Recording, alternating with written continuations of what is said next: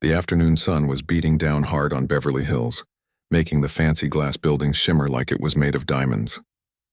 Inside Prestige Properties, one of the most expensive real estate agencies in California, Victoria Chen sat behind her massive white desk, tapping away on her phone. She had just closed a deal on a $6 million mansion that morning, and she was feeling pretty good about herself. At 32 years old, Victoria had worked her way up in the cutthroat world of luxury real estate. She drove a brand new Range Rover, wore designer clothes every single day, and had a client list that read like a who's who of Hollywood. She knew she was good at her job, maybe a little too good, and sometimes that confidence crossed over into something else entirely. The air conditioning hummed quietly as Victoria scrolled through Instagram, liking photos of other people's vacation homes and luxury cars. Her assistant, a young woman who had only been working there for 3 months, walked over nervously. Victoria, your 3 o'clock appointment is here." Victoria didn't even look up from her phone. "Which one? The tech guy or the producer?" "Actually, neither. It's someone new. He said he called last week about viewing some properties in the area." Now Victoria glanced up, but only for a second. Through the glass doors, she could see a man standing in the lobby. He was wearing a faded black t-shirt, old jeans that had seen better days, and a worn motorcycle jacket despite the heat outside. His beard was graying, and his hair looked like he had just rolled out of bed. No designer sunglasses, no expensive watch that she could see, no entourage of assistants or managers trailing behind him. Victoria felt her enthusiasm drain away like water from a bathtub. She had dealt with people like this before, tourists who wandered in off the street, curious locals who wanted to see how the other half lived, or worse, people who watched too many real estate shows on TV and thought they could afford a Beverly Hills mansion on a regular salary.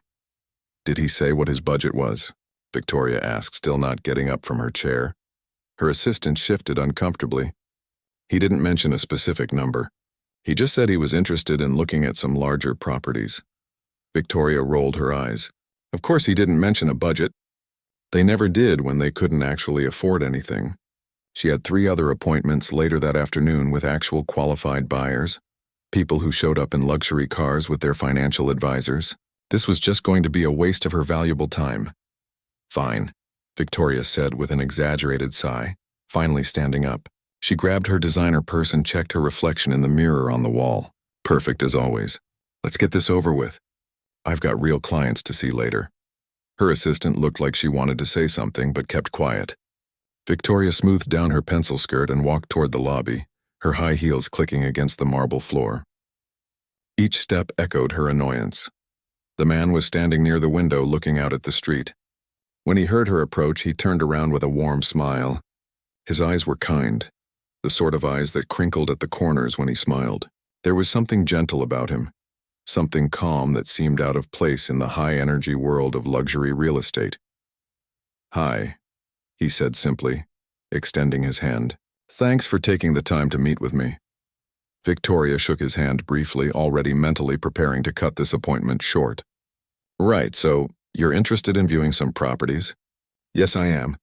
I'm looking for something special, something with good space and character. Community is important too." Victoria barely heard him. She was already looking at her watch, a diamond-studded piece that cost more than most people's monthly rent. "Okay, well, I should mention up front that properties in this area start in the several $1,000,000 range, just so we're on the same page about expectations." The man nodded, that same gentle smile on his face. "I understand. That's fine." Victoria raised an eyebrow. Sure, it was fine. They all said that until they saw the actual price tags. "All right then. My car is out back. We can take a drive and I'll show you what's currently on the market." As they walked through the building, Victoria was already texting her assistant on her phone, telling her to prepare the files for her real appointments later. She almost bumped into a display table because she wasn't watching where she was going. The man gently steadied the vase that almost fell, his reflexes quick despite his casual demeanor. "Sorry about that," he said, even though it wasn't his fault. Victoria didn't even acknowledge it. She pushed through the back door into the parking lot, where her pristine white Range Rover sat gleaming in the sun. She had just had it detailed that morning, and it still smelled like expensive leather and new car freshener. The man climbed into the passenger seat, moving carefully as if he was aware of how fancy everything was. He didn't complain about the heat or demand that she turn up the air conditioning higher. He just sat there peacefully, looking out the window as she started the engine. "So," Victoria said as she pulled out of the parking lot, not really interested in the answer. "What brings you to Beverly Hills? Relocating for work?" "Something like that," the man replied. "I'm looking at setting up something meaningful here. A project that could help a lot of people." Victoria nodded absently, already tuning him out. She had heard it all before. Everyone had a project, everyone had a dream. But dreams didn't pay for $8 million estates. As she drove up into the hills, she couldn't help but feel irritated. The leather seats in her car were heated and cooled. The sound system was top of the line. And here she was, wasting gas and time on someone who probably couldn't even afford a down payment. She had worked too hard to get where she was to spend her afternoon playing tour guide. But business was business, even if it was annoying business. She would show him a few properties, let him take his pictures or whatever it was people like him did, and then she would politely send him on his way. Then she could get back to her real work, the work that actually mattered. The man sat quietly beside her, watching the massive houses roll by, each one more impressive than the last. He didn't gasp or point or act overwhelmed like most first-timers did. He just observed everything with those calm, thoughtful eyes.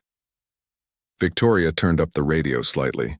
Some pop song she didn't really like, but that filled the silence. She didn't feel like making small talk. In her mind, she was already planning how quickly she could wrap this up and get back to the office. What she didn't know, what she couldn't possibly have guessed as she drove up those winding hills with the quiet man beside her, was that this afternoon was about to change everything. Sometimes the biggest mistakes we make come from the smallest assumptions, and Victoria was about to make one of the biggest assumptions of her entire career. The first property Victoria pulled up to was a stunning Mediterranean-style villa with cream-colored walls and a red tile roof. It sat on almost 2 acres of perfectly manicured land, with a circular driveway that could fit 10 cars easily. The listing price was $7.5 million.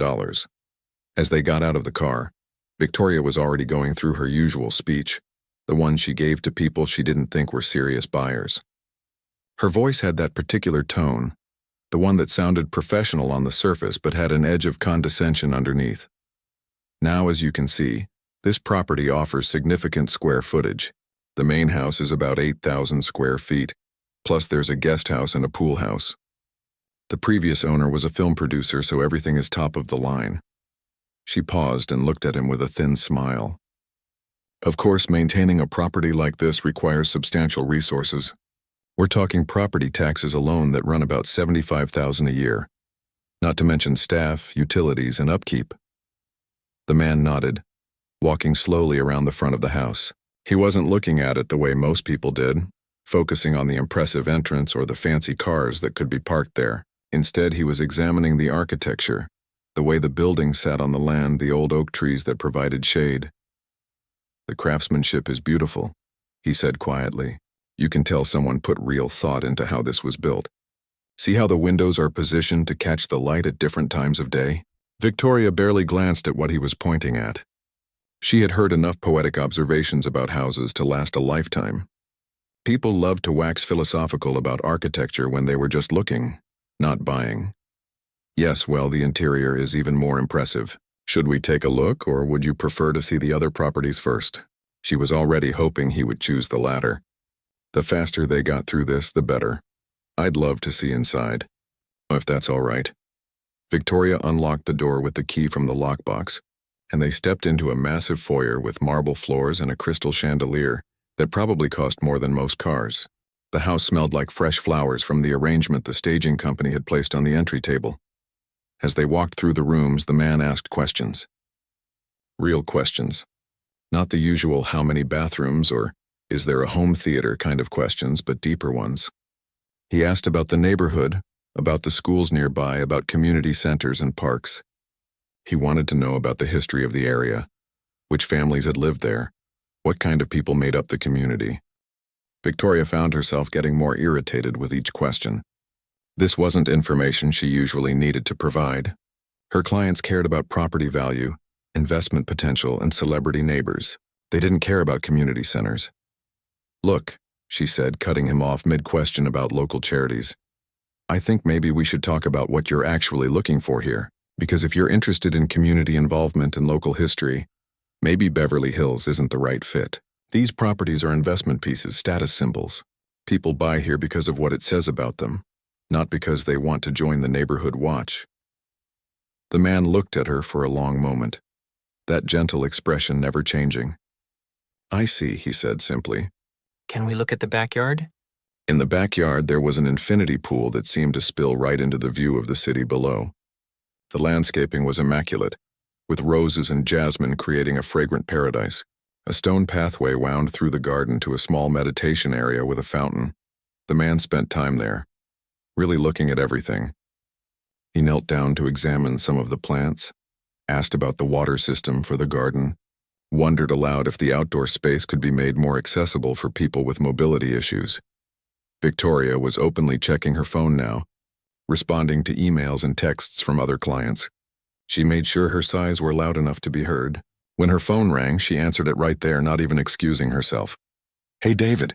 Yes, I'm still on for the showing at 5. No, I'm just dealing with a walk-in right now, nothing serious. Yes, I know, time is money. She laughed loudly at something the person on the other end said. Trust me, I'll be done here soon. Some people just like to window shop, you know what I mean? When she hung up, the man was standing by the fountain, his hands in his pockets. If he had heard her conversation and felt insulted, his face didn't show it. He just had that same calm, slightly sad look in his eyes. Should we see the next property? He asked politely. Back in the car, Victoria's phone rang again. This time it was one of her colleagues from the office calling about a listing she had been trying to get. Victoria spent the entire 15-minute drive to the next property on the phone, barely paying attention to the road, let alone her passenger. No, tell them I'm not dropping my commission rate. If they want the best, they pay for the best. I don't care if the other agent is offering a discount, I'm worth every penny. Exactly. You know how many deals I've closed this year? I'm not some rookie they can push around. The second property was a modern masterpiece, all glass and steel and sharp angles. It looked like something from a science fiction movie, perched on the hillside like a spaceship that had just landed. The asking price was $9 million. This time, Victoria didn't even pretend to be enthusiastic. She walked through the house quickly, rattling off features like she was reading from a boring textbook. Square footage, number of bedrooms, the smart home technology, the wine cellar, the home gym. And this, she said, gesturing vaguely at a room with floor-to-ceiling windows, is the master suite. Panoramic views, custom walk-in closets, heated floors in the bathroom, very exclusive, very high-end. The man walked to the windows and stood there for a while, looking out at the city spread below like a blanket of light starting to flicker on in the approaching evening. It's beautiful, he said. You can see the whole community from here. All those lives, all those families going about their day. Victoria rolled her eyes where he couldn't see. Sure. Look, I don't mean to rush you, but I do have other appointments. If you're serious about any of these properties, we would need to have a conversation about financing and pre-qualification. These aren't the kind of places where you can just put down a deposit and hope for the best. I understand, the man said. I appreciate you taking the time to show me around. His politeness somehow made Victoria even more annoyed. Why couldn't he just admit he was wasting her time?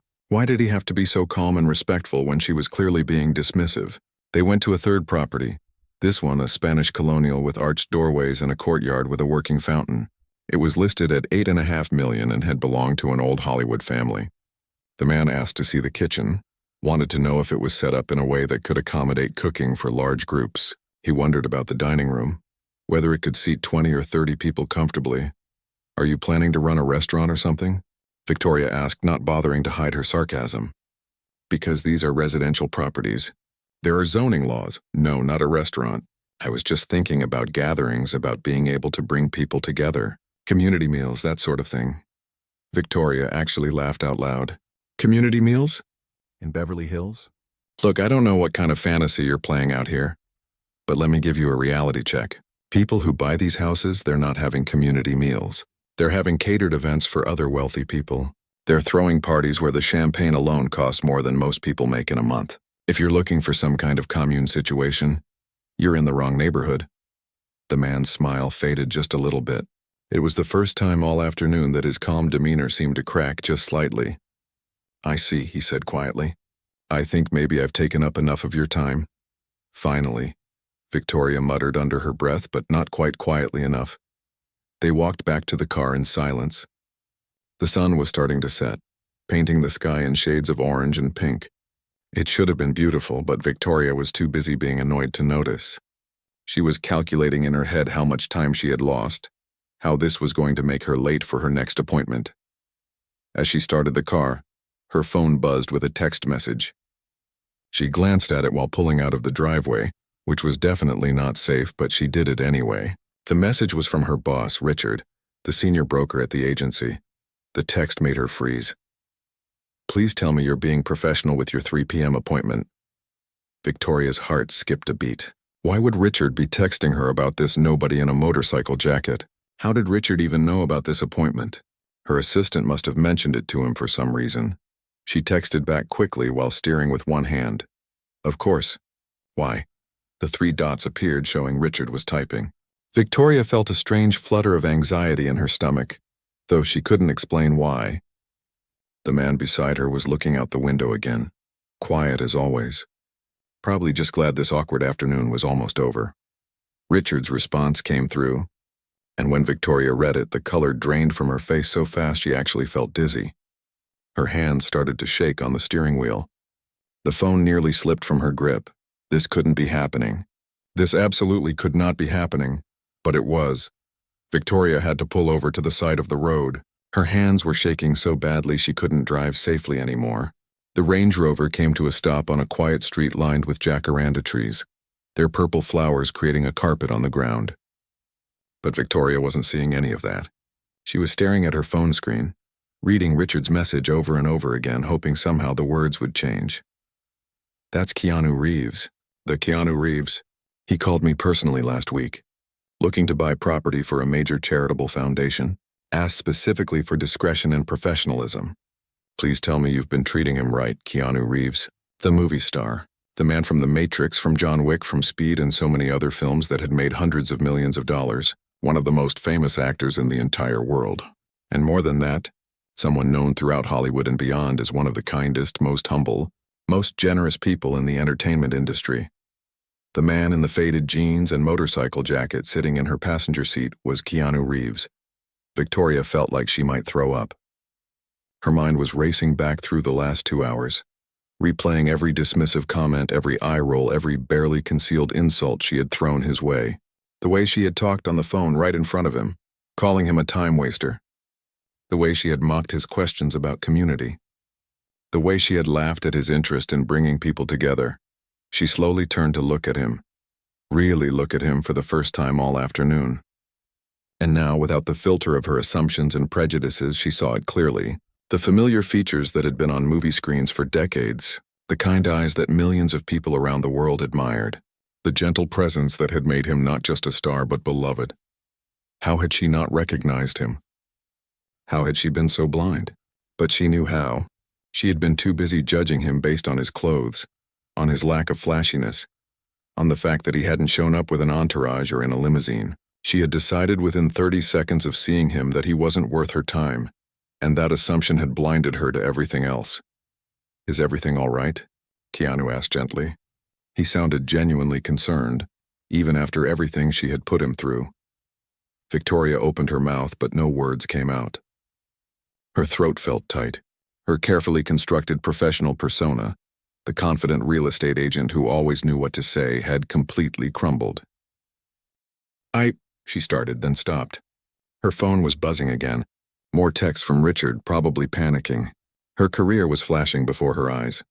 "Mr. Reeves, I need to apologize. I didn't realize who you were."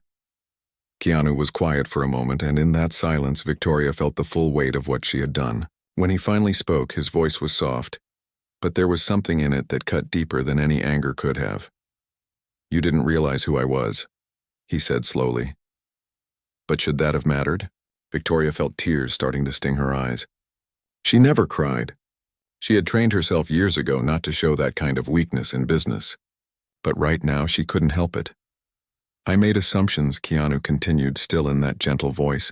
I've been dealing with assumptions my whole life. People see the movies and they expect someone who shows up in designer suits with bodyguards. But that's not who I am. I ride the subway when I'm in New York. I take the bus. I eat at regular restaurants and I tip the servers well because I know what it's like to work hard for money. I dress comfortably because I don't believe that expensive clothes make someone valuable. Victoria was listening to every word, her heart sinking further with each one.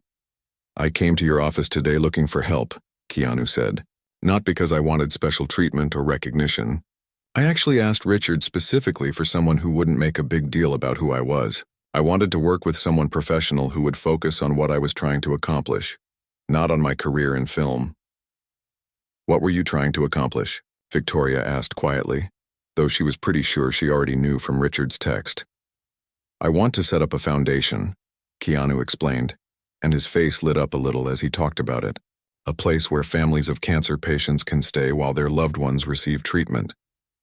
People come from all over the country, sometimes all over the world, to get specialized care in Los Angeles. But hospital rooms are lonely places and nearby hotels are expensive. I wanted to create a home where families could stay together, where parents could be close to their sick children, where people wouldn't have to choose between being present for their family and paying their bills. Victoria felt like someone had punched her in the stomach. While she had been making snide comments about community meals and communes, he had been envisioning a sanctuary for families going through the worst time of their lives. While she had been dismissing his questions about accessibility and community centers, he had been thinking about how to help the most vulnerable people. I've lost people to cancer, Keanu said softly. People I love deeply. I know what it's like to sit in those waiting rooms, to feel helpless, to watch someone you care about suffer. If I can use my resources to make that experience even a little bit easier for other families, then that's what I want to do. Victoria wiped at her eyes, not caring anymore if she smeared her makeup. Mr. Reeves, I don't know what to say. I was incredibly unprofessional. I made judgments about you the moment you walked in the door. I treated you like you were beneath me, like you were wasting my time. When really, her voice cracked, when really, I'm the one who isn't worthy of working with someone like you. Keanu shook his head. It's not about being worthy or unworthy. It's about how we treat people.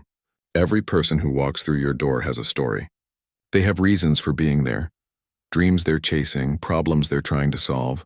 When you judge them based on appearances, when you assume you know everything about them from their clothes or their car or how they talk, you miss the chance to actually connect with them as human beings.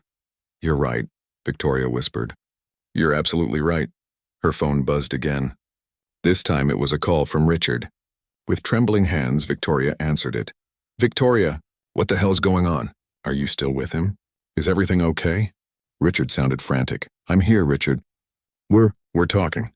Put me on speaker. I need to apologize to Mr. Reeves myself. Victoria switched to speakerphone and Richard's voice filled the car. Mr. Reeves, this is Richard Thompson, the senior broker.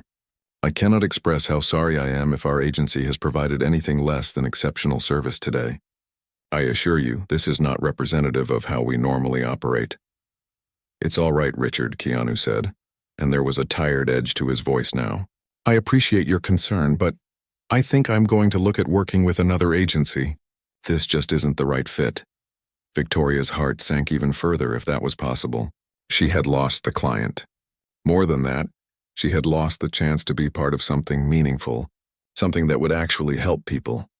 I understand completely, Richard said, though his voice suggested he definitely did not understand and was probably having a panic attack. If you change your mind, we're here. And again, my sincerest apologies. The call ended, leaving Victoria and Keanu sitting in the car in heavy silence. The sun had set now and the streetlights were coming on, casting everything in a strange orange glow. I'm sorry, Victoria said again, not just because you're famous, not just because I lost a huge deal. I'm sorry because I treated another human being poorly. You were kind to me all afternoon, even when I was being dismissive and rude. You asked thoughtful questions and showed real interest, and I couldn't see past my own prejudices. Keanu nodded slowly. I appreciate you saying that. I hope you'll remember this feeling the next time someone walks into your office. You never know what someone is carrying, what they've been through, what they're capable of. The person in the worn-out jacket might be trying to change the world. The quiet person in the corner might have the most important story to tell. He reached for the door handle, preparing to get out. Victoria realized she had driven them back near the office without even thinking about it. Her body had been on autopilot while her mind reeled. "Can I ask you something?" Victoria said before he could leave. "Why didn't you say anything?" Why didn't you tell me who you were when I was being so awful? Keanu turned back to her with a sad smile.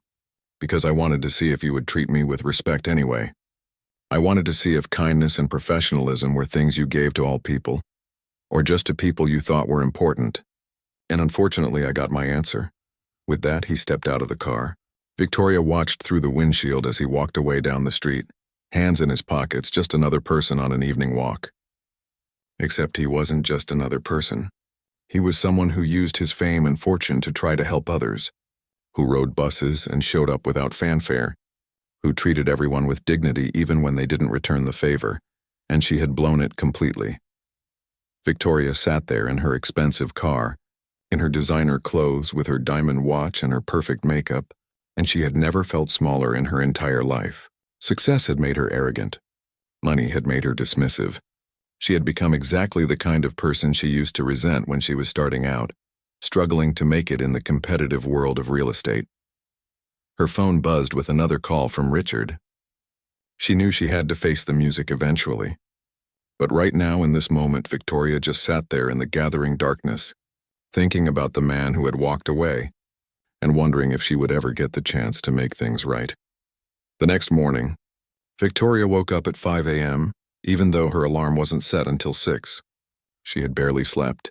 Every time she closed her eyes, she saw Keanu's face, heard his gentle words, felt the weight of her own behavior pressing down on her chest like a stone. She got ready for work mechanically, going through all her usual routines. The expensive coffee from her high-end machine tasted like dust. Her designer outfit felt like a costume. Everything that had seemed so important yesterday, all the trappings of success she had worked so hard to achieve, suddenly felt hollow. Richard had left her a voicemail late last night. She had been too ashamed to listen to it then, but now, sitting at her kitchen counter as the sun came up over the city, she forced herself to play it. "Victoria, it's Richard. I need you in my office first thing tomorrow morning. 8 a.m. sharp. We need to talk about what happened yesterday. I've been fielding calls all evening. This is bad. Really bad. We'll discuss it tomorrow." Victoria closed her eyes. She had known this was coming. In the real estate world, especially at the luxury level, reputation was everything. Word traveled fast, and treating one of the most beloved celebrities in Hollywood with disrespect, that was the kind of mistake that could end a career. She arrived at the office at 7:30 before anyone else. The building was quiet, just the hum of the air conditioning and the distant sound of traffic from the street below. Victoria sat at her desk looking around at all the awards on her walls, the photos of her with various clients, the plaques recognizing her as a top seller. All of it felt meaningless now. At exactly 8 a.m., Richard's office door opened. He was a tall man in his 50s with silver hair and a face that usually smiled easily. This morning he was not smiling. "Come in, Victoria." She walked into his office like she was walking to her own execution. Richard gestured to the chair across from his desk and she sat down, her hands folded in her lap. "I'm going to be straight with you," Richard began, settling into his own chair. "What happened yesterday is one of the worst professional mishaps I've seen in my 25 years in this business. Keanu Reeves contacted me personally 3 weeks ago. He was referred to our agency by a mutual friend. He specifically asked for discretion and respect. He told me he didn't want to be treated like a celebrity. He wanted to be treated like any other client with a serious need." Victoria nodded, not trusting herself to speak. "I assigned you to him because I thought you were professional enough to handle it. I thought you understood that our job is to serve clients, all clients, regardless of how they show up or what they look like." Richard leaned forward. "Do you know what he told me when he called me last night?" "No," Victoria managed to say. "He didn't trash you. He didn't demand that you be fired. He didn't threaten to tell everyone in Hollywood how badly you treated him. Do you know what he said?" Victoria shook her head, tears already forming in her eyes. He said, "Richard, I think your agent might have just had a bad day. We all have them. But I need to work with someone who sees people, not just dollar signs. I hope she learns from this." That's what he said. Even after everything, he was giving you the benefit of the doubt. That somehow made it worse. Victoria had been cruel and he had responded with kindness. She had judged him, and he had shown her grace. "I'm sorry," Victoria said, her voice breaking. "Richard, I'm so sorry. I don't have an excuse. I was arrogant and dismissive, and I judged him the second he walked in. I treated him like he was nothing, and I was wrong. Completely wrong," Richard sighed heavily. "You know what the hardest part of this is? I've watched you build your career here. You're talented, Victoria. You're smart. You're driven. You're good at what you do. But somewhere along the way, you forgot why we do this job. It's not about the commission checks or the fancy cars or seeing your name on the top seller board. It's about helping people find what they need. It's about service." "I know," Victoria whispered. "I lost sight of that." "Here's the situation," Richard continued. "I've already had 3 calls this morning from other agents in town who heard about what happened. News travels fast in this industry. Your colleague who was supposed to go with you yesterday, she felt so uncomfortable with how you were treating him that she reported the incident. Not to get you in trouble, but because she felt it was unprofessional and reflected poorly on our agency." Victoria closed her eyes. She had wondered why her colleague had been so quiet during the drive. "I'm removing you from the luxury property division," Richard said, and though his voice was firm, there was sadness in it too. "You'll be on probation for the next 6 months. You'll work with our mid-range properties, and you'll be required to attend professional development training. If you show improvement, genuine improvement in how you treat people, we can talk about moving you back up. But if I hear about anything like this again, you're done here. Do you understand?" "I understand," Victoria said. The tears were falling now, but she didn't wipe them away.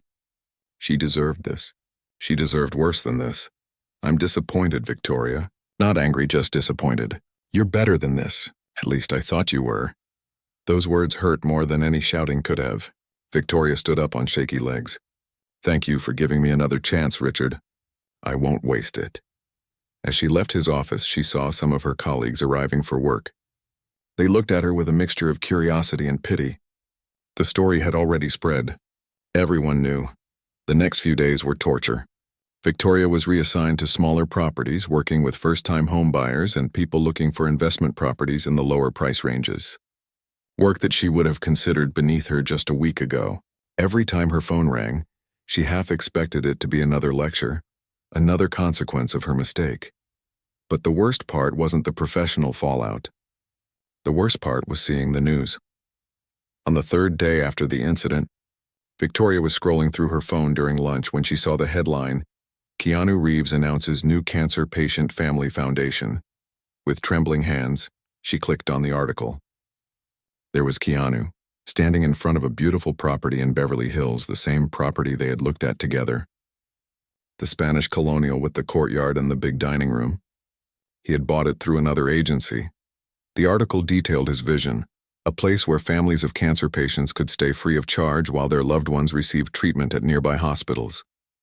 The house would be renovated to include multiple family suites, a communal kitchen for those community meals Victoria had mocked, therapy rooms, a peaceful garden for meditation and healing. He was funding it entirely himself, millions of dollars of his own money to help people he would never meet. Victoria read the article 3 times, and each time she felt worse. She could have been part of this. She could have helped him find the perfect property, could have been there to support this beautiful vision. Instead, another agent got to be part of something meaningful, something that would genuinely change lives. The article included quotes from Keanu. One of them made Victoria set down her phone and just stare at the wall. "I believe in the power of community and compassion," he had said. "Too often we judge people by what they have instead of who they are. We measure success by money and fame instead of by kindness and character. I hope this foundation reminds people that we're all human. We all struggle and we all deserve dignity and respect, especially in our darkest moments." It was like he was speaking directly to her. Maybe in a way he was. That evening, Victoria did something she hadn't done in years. She volunteered. She found a local shelter that served meals to homeless families, and she spent 3 hours serving food and talking to people. People in worn clothes, people who society often overlooked. People who reminded her of how she had seen Keanu that first afternoon. One woman, probably in her 50s with tired eyes and hands rough from hard work, thanked Victoria for the meal. "You're very kind," the woman said. "Not everyone looks at us like we're people." Victoria had to excuse herself and go cry in the bathroom, because she knew exactly what that woman meant. She had been the person who didn't look at people like they were people. She had been the person who decided someone's worth based on their appearance. Over the next few weeks, Victoria threw herself into change. Real change, not just surface-level fixes to save her career. She started every day by reminding herself that every person who walked through the door had value, had a story, deserved respect. She listened more and judged less. She asked questions about what people needed instead of what they could afford. Her colleagues noticed. The first-time homebuyers she worked with left glowing reviews. People who had been nervous about the process told Richard that Victoria had made them feel comfortable and respected. Slowly, very slowly, she was building a new reputation. But she couldn't stop thinking about Keanu and the foundation. She followed the news about it obsessively. The renovations were moving forward. He was funding not just the property but an endowment to keep it running. He was partnering with local hospitals and cancer treatment centers. He was creating something that would help people for generations to come. 3 months after the incident, Victoria made a decision. She had been putting money aside, money she would have used for a down payment on a bigger apartment or a newer car. All the things that used to seem important. She took that money, every penny of it, and she donated it to Keanu's foundation anonymously. It wasn't nearly enough to make up for what she had done. It wasn't even close. But it was a start. It was her way of saying that she had heard his message, that she was trying to be better, that she understood now what really mattered. The donation confirmation came via email. Victoria sat in her small apartment, so different from the luxury properties she used to covet, and she cried. But this time they weren't tears of shame. They were tears of gratitude. Gratitude that she had been given a wake-up call before it was too late. Gratitude that someone as kind as Keanu existed in the world to show people a better way. Gratitude that she still had the chance to change. Her phone buzzed with a text from Richard. Client just praised your service. Said you were the most attentive agent they'd ever worked with. Keep it up, Victoria. I'm proud of you. Victoria smiled through her tears. She had a long way to go. She had hurt someone who deserved only kindness, and that would stay with her. But she was learning. She was growing. She was becoming the person she should have been all along. And maybe, just maybe, that was enough to start with. 6 months passed. 6 months of Victoria showing up every day determined to be better than she was the day before. 6 months of treating every client like they mattered because they did. 6 months of volunteering at the shelter every Tuesday evening, rain or shine. 6 months of living more simply, giving more generously, and measuring her success by different standards than she used to. The change wasn't just professional. It was personal, deep, fundamental. Victoria's apartment was smaller now, in a less trendy neighborhood because she had decided she didn't need all that space or status. Her car was older but reliable. She spent less on clothes and makeup and more on donations to causes that helped people. Her social media used to be full of photos showing off her lifestyle. Now it was quieter, more thoughtful, focused on the work she was doing rather than the image she was projecting. Her colleagues at the agency noticed. Some of them respected the change. Others whispered that she had lost her edge, that she wasn't hungry anymore. But Victoria didn't care about their whispers. She cared about the families she helped find their first homes. She cared about the single mother who cried with joy when Victoria helped her find an affordable place near good schools. She cared about the elderly couple downsizing who told her she made them feel like their needs mattered. Richard called her into his office on a Friday afternoon in early spring. The jacaranda trees outside were blooming again, purple flowers everywhere, marking almost a full year since the incident that had changed everything. "Sit down, Victoria," Richard said. And for once, he was smiling. She sat curious but not nervous. She had proven herself over these past months. Whatever he had to say, she could handle it. "I've been reviewing your work," Richard began. "Your client satisfaction scores are the highest in the agency. Every single person you've worked with has left a positive review. You're making less money than you used to because you're not chasing the big commissions. But you're making more impact. You're actually helping people." "That's the goal," Victoria said simply. "I'm taking you off probation. Effective immediately. And I want to offer you something." Richard pulled out a file folder. "There's a family looking for a real estate agent. They need someone they can trust, Someone who sees people as more than just transactions. They were referred to us by someone who specifically asked if you still worked here. Victoria's heart skipped a beat. Who referred them? Richard smiled. I think you know. Victoria's hand started shaking. Keanu? His foundation is doing incredibly well. It's helped over 200 families so far, but now there's a family that's been staying at the foundation for months. Their daughter is finally cancer-free, and they want to stay in Los Angeles to be near her medical team. They need a home and they don't have much money. Keanu's team reached out and asked if you might be willing to help them. Pro bono. Tears immediately filled Victoria's eyes. After everything she had done, after how she had treated him, he was giving her another chance. Not just another chance, but the opportunity to help a family that his foundation had already helped, to be part of the good he was doing in the world. Yes, Victoria said immediately. Of course, yes. When can I meet them? Tomorrow morning, 10 a.m., at the foundation. That night, Victoria couldn't sleep. She kept thinking about what she would say, how she would act, whether Keanu would be there. She had drafted 100 apologies in her mind over the past months, but none of them felt adequate. How do you apologize for judging someone so harshly? For treating kindness with contempt? The next morning, Victoria dressed simply. Comfortable jeans, a plain blouse, minimal jewelry. She wasn't trying to impress anyone. She was trying to help. The foundation was beautiful. The Spanish colonial house had been transformed into a warm, welcoming space that somehow managed to feel both professional and homey. There were flowers in every window, comfortable furniture in the common areas, and photos on the walls of families smiling, healing, hoping. A staff member greeted Victoria at the door. You must be Victoria Chen. The Mitchell family is waiting in the garden. I'll take you to them. Victoria followed her through the house, noticing every detail. The kitchen where community meals were prepared. The quiet room for meditation and prayer. The library filled with books and games. The comfortable suites where families could stay together.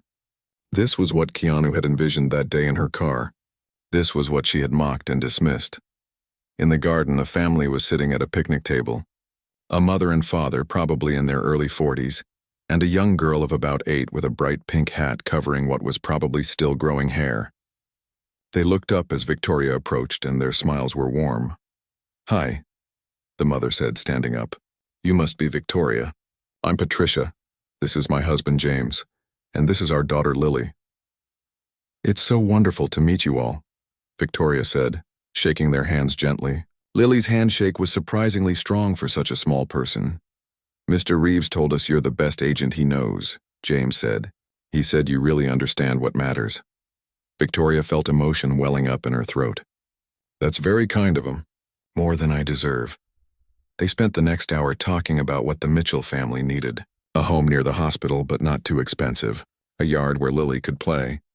A neighborhood with good schools and friendly people.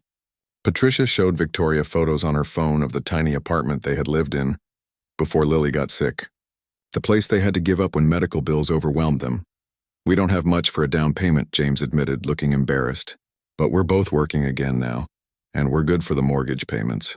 We just need someone who's willing to give us a chance. We're going to find you the perfect home, Victoria said firmly. That's a promise. As they were finishing up, Victoria heard a familiar voice behind her. How's it going? She turned around, and there he was. Keanu Reeves in jeans and a t-shirt, holding a tray with fresh lemonade and cookies. He looked exactly the same as he had that day almost a year ago. Kind eyes, gentle smile, completely unpretentious.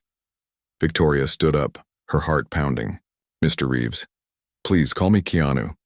He set down the tray and greeted the Mitchell family warmly, asking Lily about her art therapy class and James about his new job.